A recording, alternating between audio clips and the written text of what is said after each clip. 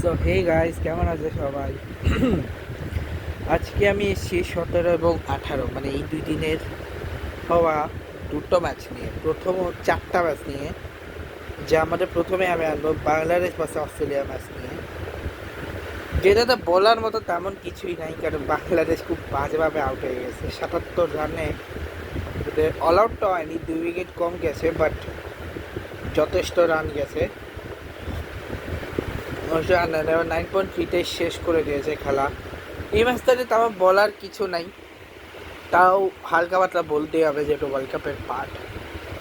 এবং এই ম্যাচটা দেখেছে তত 5.7 মিলিয়ন মানুষ। অস্ট্রেলিয়া 9.3, সময় 10 ওভার হাতে 10 ওভারে ম্যাচটা শেষ করছে, 9 উইকেট হাতে রেখে ম্যাচটা শেষ করছে।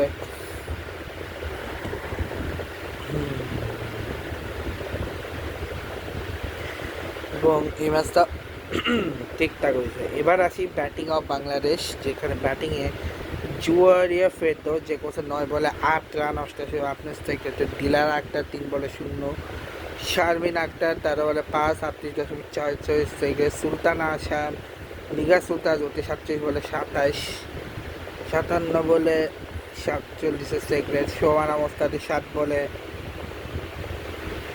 4 রান, আগে 17.1, সোহনা খাতুনে কোনো ইয়ে নেই, ঋতুমণি আছে 26 বলে 84, চেন্নাই একটা 5 বলে 40, রাবেয়া খান আছে 6 বলে 28, সুলতান কাতার 1 বলে 0, এক্সট্রা হচ্ছে 7 রান, যেখানে একটা বাই এবং 6টা ওয়াইড, এবং 77 রান দিয়ে 8 উইকেটে 77 রান তুলেছে, 7 এবং মেগা স্কোয়াড 2 ওভার 10 রান, কোনো উইকেট পায়নি। কিম গ্রে 4 ওভার 18 রানের 2 উইকেট, শফি মলেরক 4 ওভার 14 রানের 2 উইকেট, অ্যালিস পেরি 3 ওভার 14 রানের 2 wicket, Annabel Sutherland 3 over 8 run দিয়ে 1 উইকেট, জর্জিয়া ওয়ারহাম 6 রান দিয়ে 1 wicket, Alana king 2 over 6 run দিয়ে কোনো উইকেট পায়নি। রয়েছে 6 ওভারে 22 রান